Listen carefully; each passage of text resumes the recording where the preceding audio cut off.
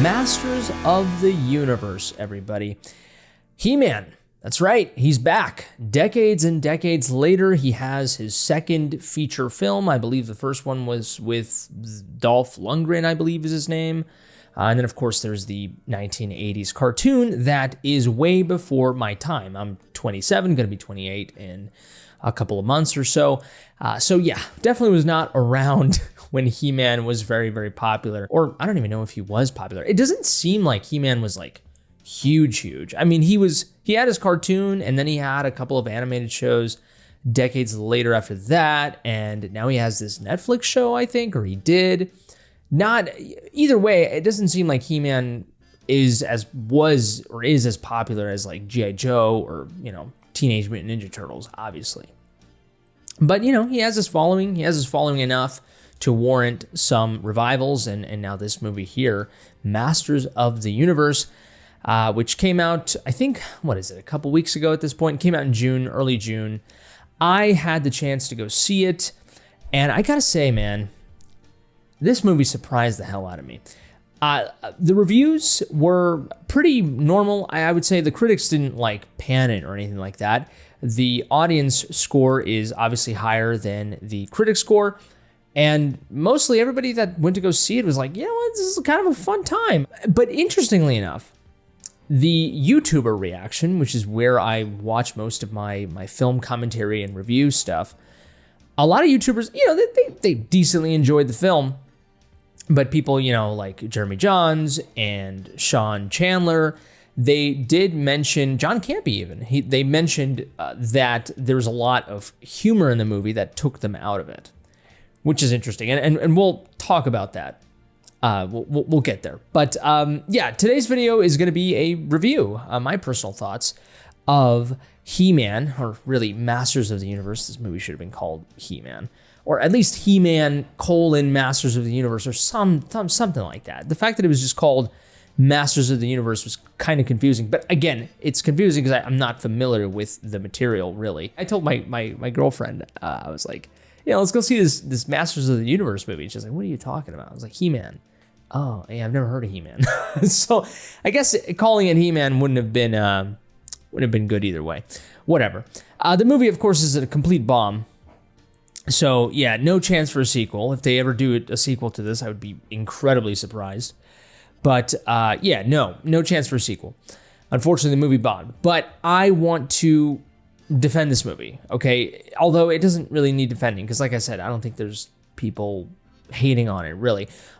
I think the biggest reason, or the biggest thing that I can do for this movie is present a new angle towards it, which is, it might be the title of the video or the thumbnail. I don't know what it is, but I think this is a movie that tried to please everybody, and it actually succeeded in doing that.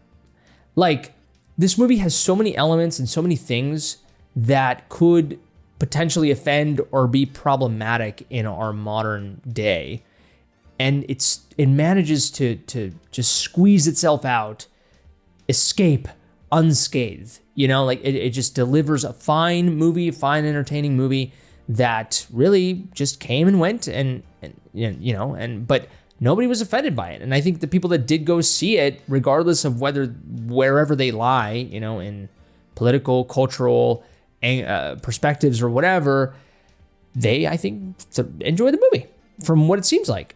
And that's amazing to me, honestly. So, without further ado, we're going to start talking about the movie here. This is going to be a spoiler-filled review. The movie's been out a bit. If you haven't seen it, you're probably just going to wait for streaming. And if you wanted to see it, you probably would have already seen it. So, go see it. Sure, if you still can, if it's still in theaters, go see it before you watch this video. But yeah, this is going to be a spoiler video.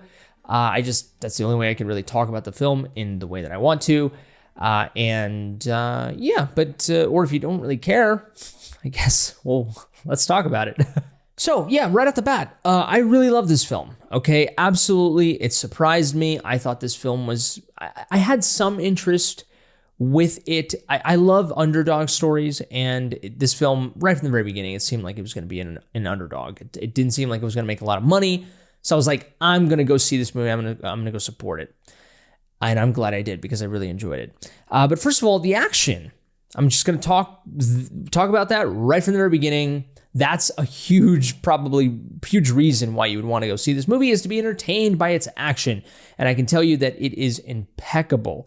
I was actually really surprised by the complexity of the fight choreography, and at the same time, the fun that the fight scenes have, because, and I guess that's one of the problems of this movie, but I don't think it's a problem. I mean, some people called it a problem. I don't think so. But this movie is, it's targeted to PG-13. I mean, to kids, maybe even lower. It has a lower rating than that. But it's He-Man, okay? It's a cartoon. This movie is meant to draw kids to see it. At the same time, the fight choreography is incredibly complicated. It's kind of visceral at times. There's no blood or anything, obviously, but there's certain things that happen, like people get impaled and stuff like that. But obviously, because it's a children's movie, there's not going to be any blood. But us adults were like, oh my God, that guy got impaled. But the way that it happens in the movie, it's kind of goofy. Like He-Man just kind of picks a guy up and just throws him at the wall. And then like he gets like a shield with spikes and he just tosses it up. Like kind of like, it's just kind of like Three Stooges-ish, and people run into each other and get tossed into things. But at the same time, like if you really think about the damage that something like this can cause, it would be intense, right? So I love that. But from the very beginning, the movie starts out with like this siege of Skeletor's army going to the, Gray Skull Castle or some shit like that, I think it's called. And they're invading, and then there's this amazing fight between Idris Elba's Man-at-Arms, that's the character, against Lockjaw. That's a sort of a semi-villain in the movie. And they fight, and it's like a very cool fight scene. Like I'm like, this is awesome, dude. Like it's, I guess, similar to kind of like, although Mortal Kombat is a very, very violent video game series, but at the time, like when it came out in the 90s, at the time when it came out, I thought that, I wasn't there, but seeing it now as an adult, I'm like, my God, the fight choreography here is really awesome. And really impressed that they would put so much effort into a video game movie, right? Because I think there's still this stereotype with video game movies, and even I would say properties like He-Man, right, and cartoons and stuff like this, where people would be like, there's no effort put into these films, or no effort put into these types of iterations, and in live action adaptations of things. It's very easy to just be lazy with things, right? But whenever something is done really well, it's I think it should be commended, and in this case it was, just like you should commend the fight choreography in Mortal Kombat in that movie that came out in the 90s. It's amazing. It's too good, why is it so good? You could easily be like, just lazy it up because it's a video game movie. You could lazy it up here with this He-Man movie. I mean, really, it's a cartoon from the 80s that even in its heyday, it doesn't seem like it was super, super popular. So you could have just completely messed it up, or not even really, you could just completely not cared about it and not put that much effort into it. It's a children's movie, but no, it's really, really good. I think it's really detailed, and again, it's visceral. It's kind of brutal in a way too. So I really enjoyed that. The sort of spaceshipy scenes. I mean, for those of you who don't know, He-Man is sort of this marriage between like, Lord of the Rings and like Star Wars. There's like some technological aspects to the world. At the same time, it's very medieval-ish, right, and fantasy-like. So there's lasers and there's machinery and stuff like that. And it's a really cool aesthetic, honestly. I really dig it a lot. I think the world that they built here and the way they showed it, Eternia, I believe is called. Beautiful name, by the way. It looks beautiful. It looks amazing. I wish I was there. It's a lush world. It's a beautiful world. And the technology that they use, the villains and the heroes and stuff like that, I think is really interesting. Honestly, it has made me want to look into He-Man as a character and as a universe.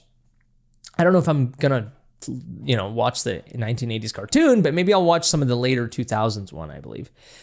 But the action, I think you will be incredibly entertained. I was at the edge of my seat whenever He-Man becomes He-Man. Okay, whenever Adam Glenn, I think is his name, Adam. He becomes He-Man. It's a visual spectacle. The sound is incredible. and the sort of middle, it happens sort of in the middle of the movie, this like chase sequence. There's a couple of chase sequences. Really incredible when He-Man fully shows his power. It's like really cool. And I really applauded. It's fantastic. It does not bore you. The length of the movie, I think you didn't feel it really because you were entertained all throughout. It's like 2 hours and 12 minutes, which is a little long for a movie of this type. Obviously, the middle ground would be an hour and a half or an hour and 45. But I'm actually glad that they put in more screen time. I think it allowed us to feel a little bit more for the characters, give some more space to these quieter moments that the film does have, which I really appreciate, honestly, because in the midst of all this action, it does have really emotional moments.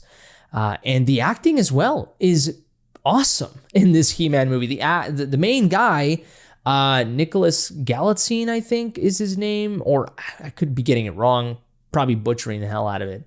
He was fantastic. He displayed a lot of emotion. He was teary-eyed multiple times in this movie. I'm like, dude, like you're getting teary-eyed while wearing this fucking ridiculous He-Man suit, and he's like fully invested in this world. I really commend him. Obviously, he's ripped. He looks the part. He's very attractive, The other co-stars as well do a great job, I think. Idris Elba, of course, is in the movie. He does a great job. Jared Leto as Skeletor. Jared Leto just makes anything that he's in better. Okay, I'm sorry, I'm not a Jared Leto hater. If you're coming on this video thinking I'm gonna hate on Jared Leto, no. Okay, Jared Leto is awesome. I love basically everything that he's in. Even Tron Ares, which was a movie I didn't really care about that much, I enjoyed his performance in that movie. So I'm not a Jared Leto hater. I like his Joker. Okay, I like him. I like Jared Leto a lot. I think he definitely plays Jared Leto quite a bit. I mean, he does. He plays different characters, but there's a Jared Leto-esque to every single character that he plays, right? Not as bad as like Dwayne "The Rock" Johnson, where he plays the same guy, or like Jack Black. This guy has some edge to him, and I think he's an Academy Award winning actor, either that or Academy Award nominated actor. So he absolutely killed it. I think the design of Skeletor is amazing. So I think it's awesome. The way the movie's shot is absolutely beautiful. There's this one particular shot that I absolutely love, multiple shots really, but there's this one shot, I think it might be a nod to the actual cartoon, but it's like a shot where like Skeletor is coming out of the ship and the camera's like super zoomed into his face.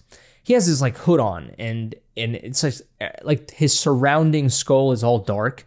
Like the surrounding nature of his skull and everything is all dark, and it's just his like white skull, and like there's like these little like red lights around his face. These like sort of red lines. It's just a beautiful shot. It's in the trailer, I believe. I'm gonna see if I can pop it up here, but it's in the movie as well, and it's just phenomenal. The cinematography is incredible. The lighting in this movie, the sun, the way that like a character will move in and block the sun a bit and then get out of the sun. It's really well shot. I think it's a beautiful movie. The regular scenes when they're not in Eternia, I think it's incredibly well shot. You could tell that there's a little bit more effort placed into those moments, and not all like the attention wasn't just all put into the fight scenes or the grand scale sequences. That the smaller scenes had some love as well. So that is good. The tone of the movie, this is where I think I could potentially run into disagreements with quite a bit of people. But the tone of this movie, I think, was absolutely perfect. Obviously, this movie has some humor. Obviously, it's fun and it's entertaining, but it has a lot of very emotional moments as well. And I don't understand the criticism that the movie was too funny, that the movie should have been more serious. Look, I'm not going to be that guy and tell you, like, it's a He-Man movie, like, it can't be serious. It can't be Lord of the Rings. Like, there has to be some humor. But at the same time, I mean, I could see the charm in it, right? But, like, don't get me wrong. Look, I like, for example, I'm a DC guy, right? I love DC comics. I love DC movies. Superman, for example, is a character that I think the new Superman movie was too goofy. It was too fun. But also, fundamentally, even taking out the humor, I think the story was bad. I think the character development is bad. Maybe if the character development was good and the story of that movie was better, maybe I would forgive the humor. But and I think that's really what it is. In this case, with He-Man, I think the emotional scenes were well written. I think the character development was powerful.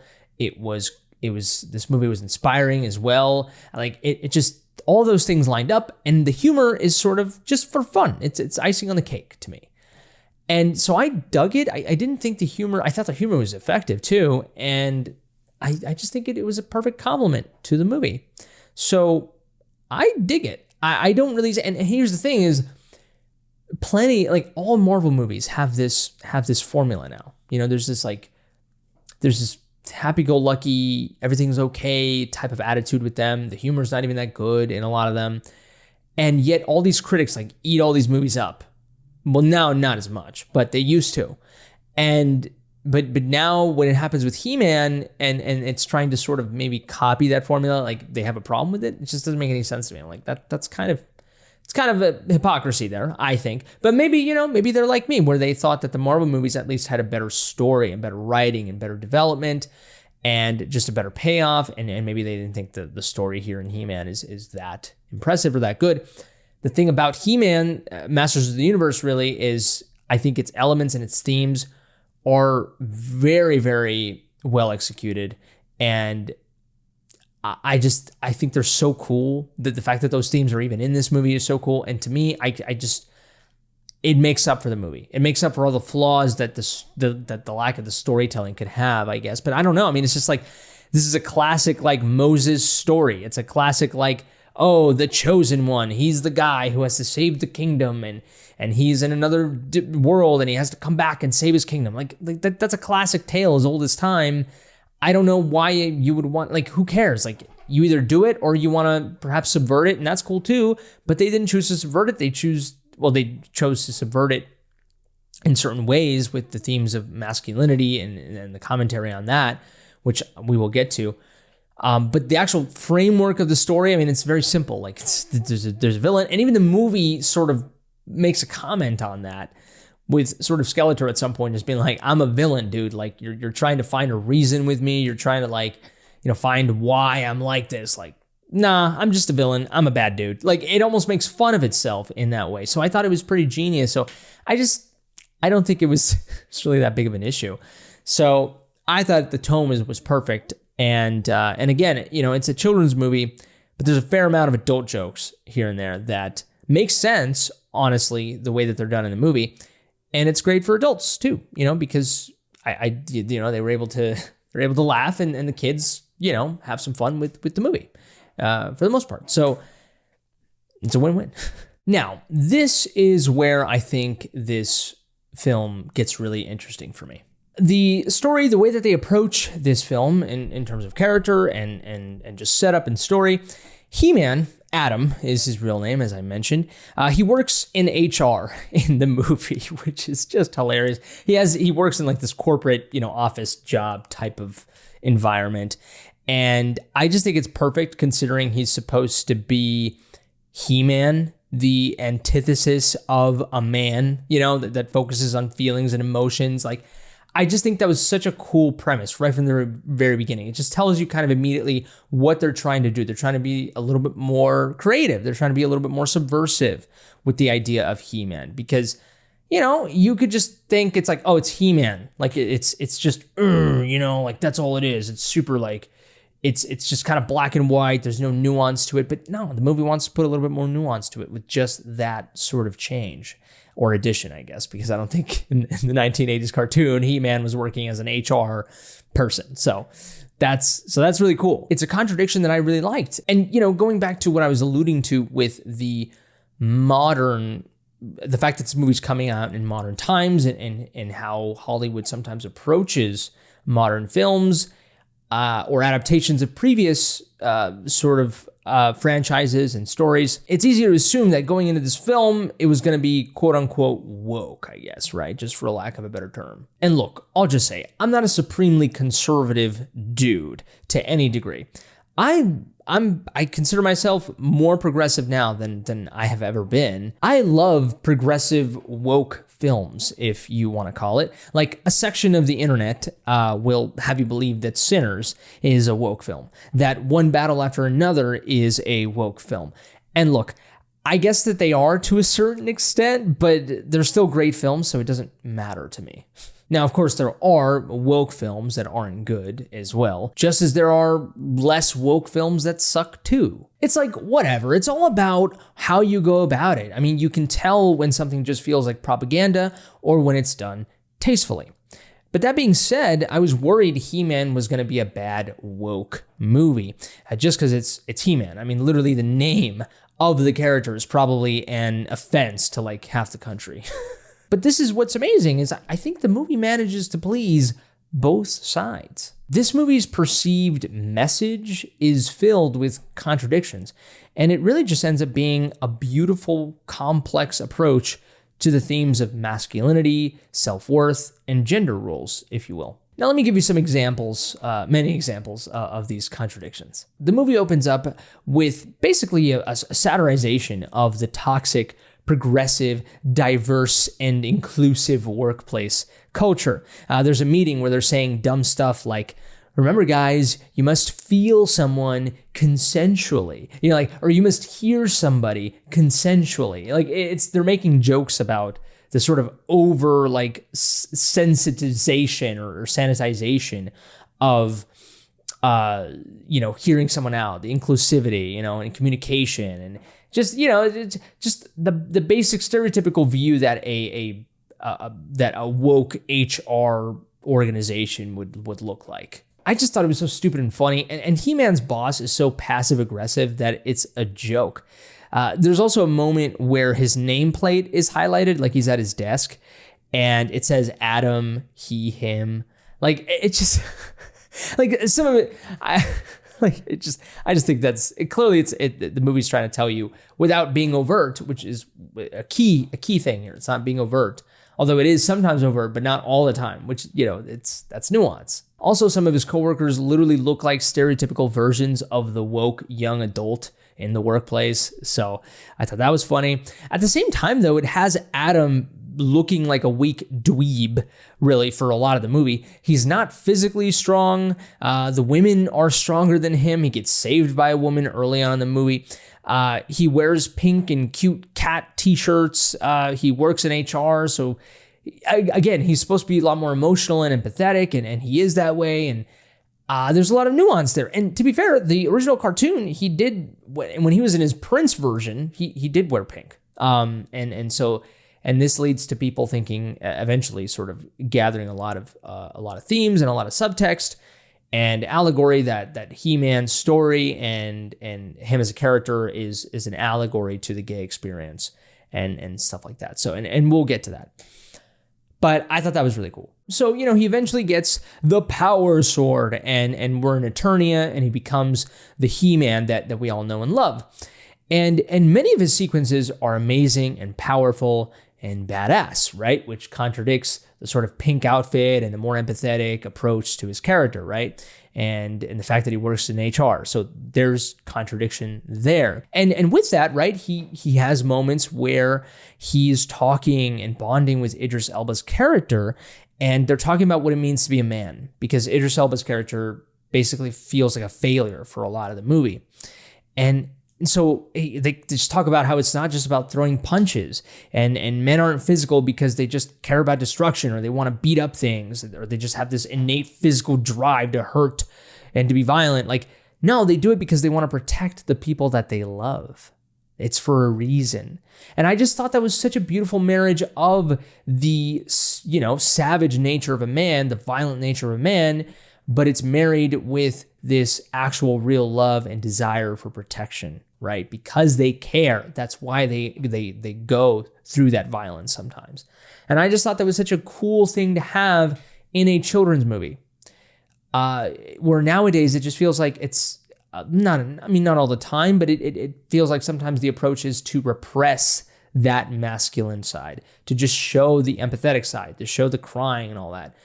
But no, it's like there's no shame in marrying both, because that's what life is. Life is complex. It's not black or white. I just think it's really beautiful. And to further that, the way that they really drive this point forward, well, they do it in a couple of different ways, but one of the ways is the end fight between He-Man and Skeletor, which is amazing, by the way. That fight alone is a huge action set piece that is hilarious and badass at the same time. But the dialogue gave me chills. The interplay that they had, it's no joke, really. It did make me feel something. Skeletor gets to a point where he says to He-Man, "Oh, like, you weakling, you have all this power, yet you don't even know how to use it." And He-Man says, "Oh, I know how to use it. I just choose not to."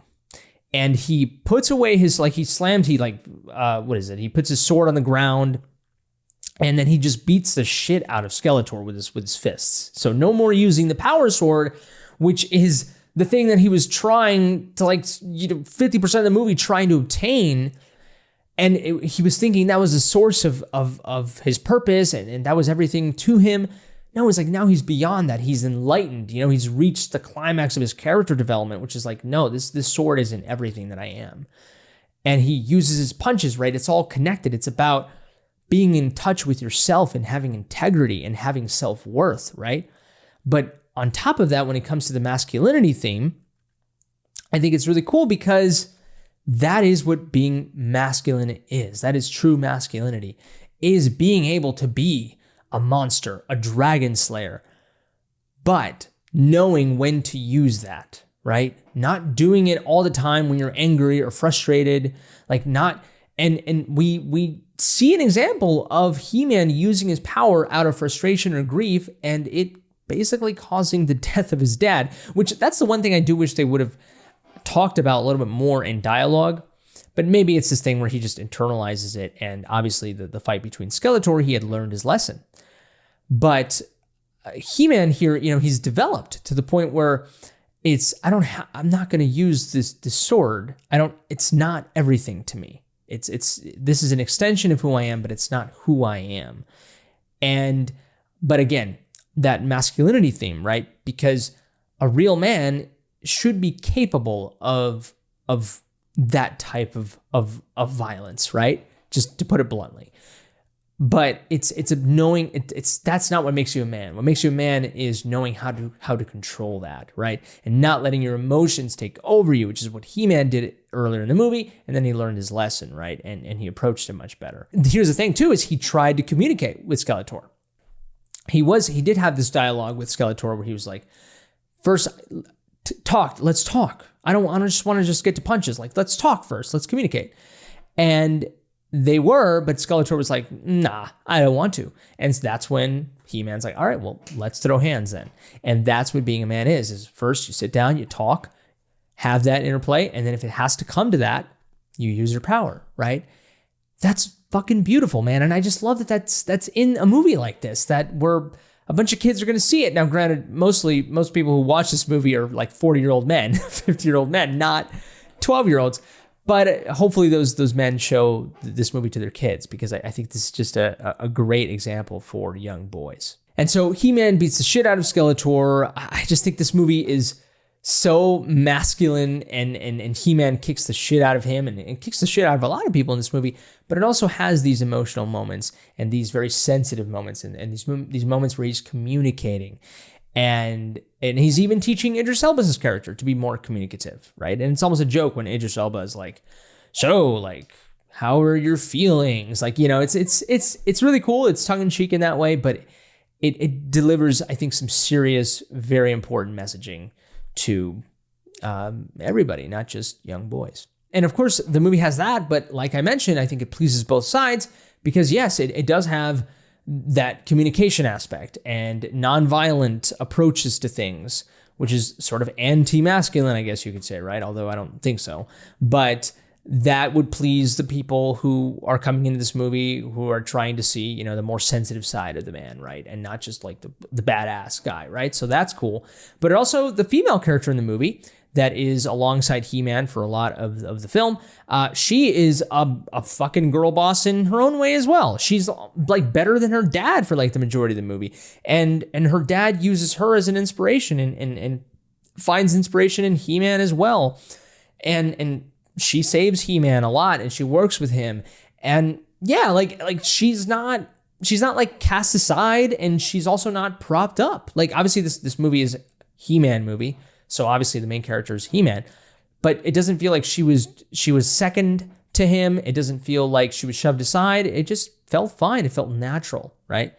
And I think that's really cool. And I guess, and too, and again, in many ways, she became better than her father for a long time because her father just was so just clouded by his failure that he just let himself go, and his daughter was actually doing more important things than he was. So that's really cool. I think the whole power sword thing is interesting, and I love how the movie doesn't directly say anything about it. And what I mean is, so a big half of the movie is dedicated to obtaining this power sword, because He-Man as a child, he's teleported to Earth, and the power sword sort of just flies away.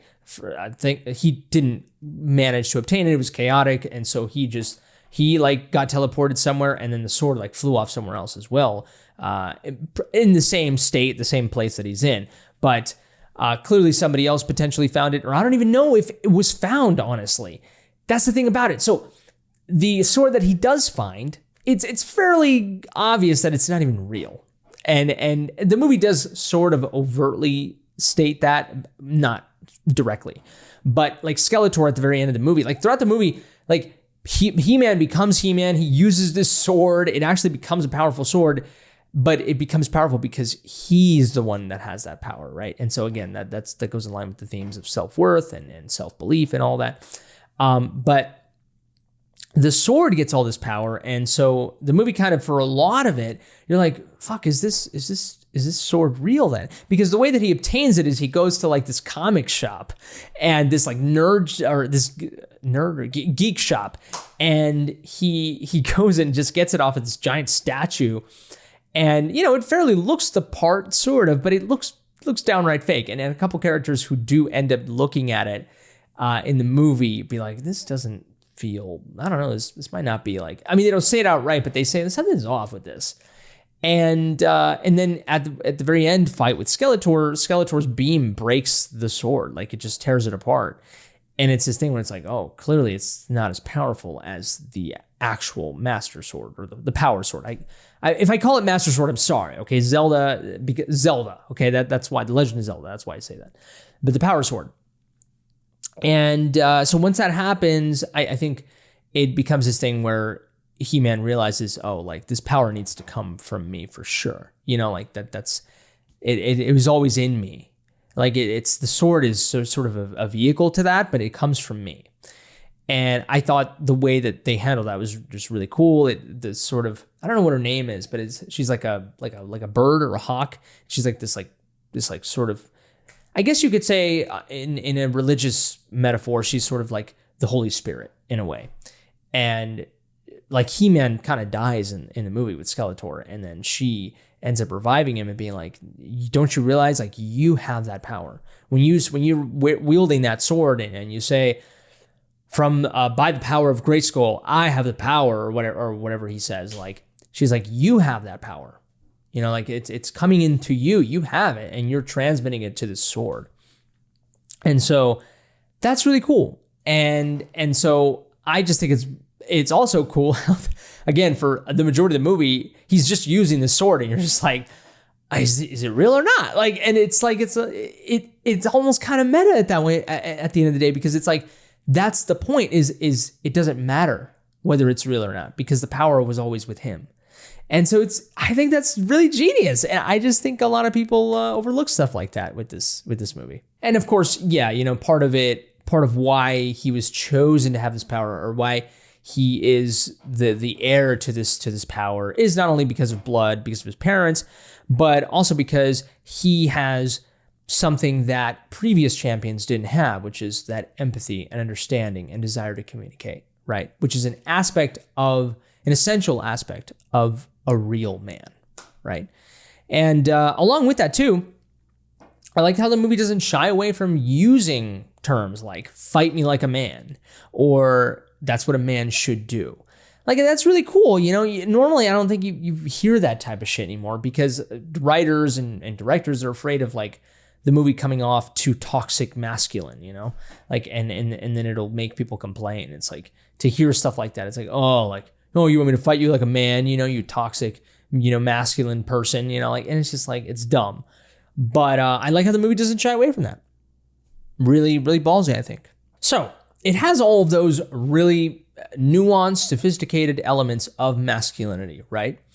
At the same time, it has the sort of other side of it that could very well please the more progressive side of the audience that would go watch this movie. And this is what I'm saying, which is I think this movie pleases both camps, because while the movie has all that, it has all these nods to the very queer and sort of homosexual / homoerotic themes of the original He-Man cartoon. The original He-Man is a very masculine character, but again, like I said, he also wears pink, and he looks kind of sus, I guess, in that way. Not that, being sus in this way is a bad thing. I'm just trying to, what I'm trying to say. Those elements are translated into this film, like I said, with Adam wearing pink and the cats and even like his friend. When Adam is not in his apartment, his friend is like watching The Notebook or like some chick flick, and he's crying.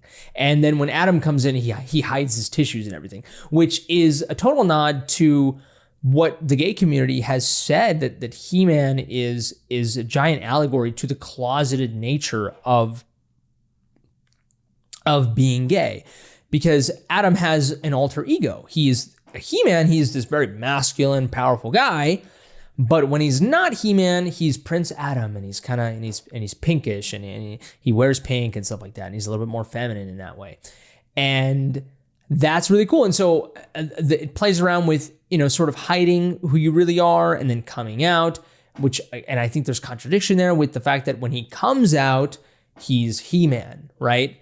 And then when he hides, he's Prince Adam, and he's a little bit more feminine in that way, right? And in the movie, again, his friend he's hiding his tissues, and he doesn't watch the chick flicks when Adam's around, and he sort of acts like a macho dude. So it's pretty cool. I really did enjoy that, and even in the dialogue, the movie has a lot of nods. There's this one moment. This is near the end of the film, when it seems that Skeletor has the upper hand with Adam. Skeletor says something like to Adam, like, "Oh, look at you wielding that big and powerful sword between your like illustrious thighs," or something like that. Like, it's like, and it's a man telling that to another man, right? Like, and so that is that homoeroticism in the movie being displayed there.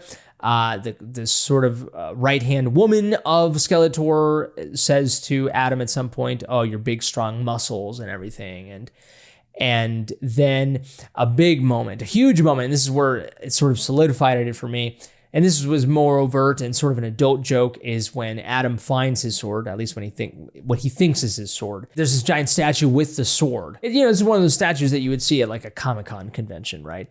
And as Adam is trying to get the sword, he's struggling, and he's like on the floor and everything, and it gets to a point where like the positioning, it looks like they're having like anal sex. That's what it looks like. And he's trying to get the sword, and his ass is like just to this character's like, pelvis area. It just looks so wrong. And a kid was probably think nothing of it, but an adult knows what that is. And so it's totally making a nod to that, the homoeroticism of the He-Man character and the lore and everything. So I thought it was cool, man. Again, I'm telling you, like they're completely, not, they could have easily just made a movie that was super basic and He-Man and, masculine, whatever. But no, there's a lot of complexity to it as well. And there's a lot of subtext there that could contradict, those more masculine and just baseline, themes that He-Man can have. So I thought that was really, really clever and genius, honestly. And obviously, you can't deny it. This is a product of the 80s, and I believe at this time too, there was a big emphasis on musculature, even in the females too. It's very erotic and it's very muscular, and both females and males and stuff like that. So there was this sort of eroticism already in the cultural zeitgeist, I think, at the time. And so it makes sense to kind of have that a little bit in this movie as well as a nod to that. I mean, just look at He-Man, for God's sakes. I mean, he's basically in a bikini, you know, in like the male equivalent of a bikini. So, and yeah, the dual identity thing is a total allegory to the closeted nature of sometimes being homosexual, right? And then when he transforms into He-Man, it's like him trying to fit into the world, right? Trying to fit that role, that type. But and then when he's not that, he's himself. He's a little bit more feminine and stuff like that. But at the same time, you could say it's the opposite. It's sort of inspirational in terms of coming out and saying I have the power and everything. It's like coming out. You could also flip it and be like, oh, that's when he's really coming out as gay, right? So it's really interesting. Some of the other just adult jokes in the movie too, like when one of the characters says to the what's his name, Ramhead or something like that, or Hammerhead. I don't know what his name is, but it's a character that just rams his head, and like a character looks like an ally looks at that character, the head fucking character, and it goes like, give them head, you know. It's just like and fisting with fisto, you know, like and so it's all these things, and again, kids are just gonna be like, oh, whatever, but adults are gonna be like, yeah, we know what you're saying. So there's a lot of like sexual jokes in the movie too, which I think is appropriate for the character in the lore, and again, all that, the eroticism that the lore implies. And again, you know, kind of going back to the tone, I just love how the film is campy, but at the same time is sophisticated. And I love how self-aware it is. Again, that dialogue that Skeletor and He-Man have at the end, it really just fully, the movie is so self-aware. He-Man is trying to dialogue with Skeletor and be like, I really want to find out like why you are like this. Like, can we talk? You know, we don't have to fight. And Skeletor just starts laughing maniacally, like, you know, the mustache twirling villain. And he's like, I'm just a villain. What can I say? I like being a bad guy. And I love that so much. You know, it could have gone the way of like giving more sophistication to Skeletor, but I like how it doesn't. I like how He-Man has the sophistication and Skeletor doesn't. It provides that good sort of compromise, right, between corniness and sophistication. So I really dug that a lot. So yeah, everybody, those are my thoughts on Masters of the Universe. I think this movie is one of my favorites of the year. Honestly, just a massive surprise to me. Definitely copping this movie when it comes out physically. Gonna watch it at some point, just at home multiple times probably throughout my life, just because I really, really love this film. And as a man, I think this movie, I connected with it. It really moved me from a masculinity perspective, a human perspective. I really, really dug it. And the action it's fun, and it just truly feels like a healthy meal, a balanced meal. It has the vegetables, it has the protein, it has the dessert, it has the necessary nutrients that a balanced meal should have. But, you know, at the same time, it's not just zucchini the entire time, you know, it's got some fun in there too. I love how it's still very, again, it's progressive, but also it appeals to sort of my more conservative biases that I may have, you know, because I'm also not a monolith. I'm not just one ideology, you know, I'm a complex human being, just like I think everybody is, you know, so I loved it. I really did. Again, the reviews, I just think everybody's, you know, a lot of people, not everybody, but a lot of people I think are just kind of hypocrites. I mean, if this movie would have came out around 2016 or when Thor Ragnarok came out, it would have killed. This movie would have murdered. I really believe that. But yeah, those are my thoughts, everybody. Let me know in the comment section below what you have to say. Do you agree with my thoughts? Do you disagree? Is there something I missed? Did you like this film? Did you hate this film? Let me know. We can have a good discussion down there. Give this video a like if you liked, dislike it if you didn't. Subscribe to the channel if you enjoy this content. If it's your birthday, happy birthday to you, you beautiful creature. Feel free to leave a small tip in the description area below as a gifting option. Just throw me a couple bucks if you enjoy my content, because I don't really make money like making these videos. So if you have the wherewithal to do that, I would really appreciate it. I think that's it for me. Share this video with your movie loving friends, if you will. That's it for me. You all take care, stay safe, Until next time, subscribe to the channel, and I love you.